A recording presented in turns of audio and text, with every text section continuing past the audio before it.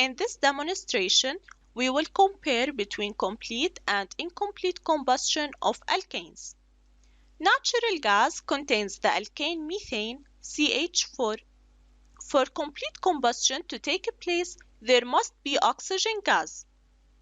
We will start with a limited supply of oxygen gas. So in this case, we have some oxygen gas that will burn with methane. The products are carbon dioxide, CO2, water vapor, H2O, and carbon monoxide, CO. Carbon monoxide is a poisonous gas. Let's increase the supply of oxygen a little bit. So notice how the color of the flame changed. The yellow color of the flame indicates that combustion is incomplete, so the supply of oxygen isn't sufficient. Now we have some blue color in the flame, and this is because we increased the supply of oxygen gas.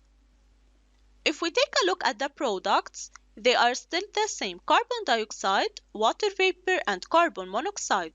However, the amount of carbon monoxide produced decreases, whereas that of carbon dioxide increases.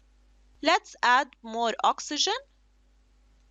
So now some carbon monoxide is produced, whereas more carbon dioxide is produced, and the color of the flame is blue.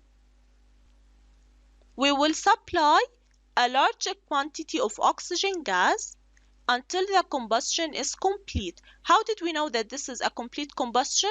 Because the color of the flame is blue, and this indicates complete combustion of methane or any alkane. The only products are carbon dioxide and water vapor.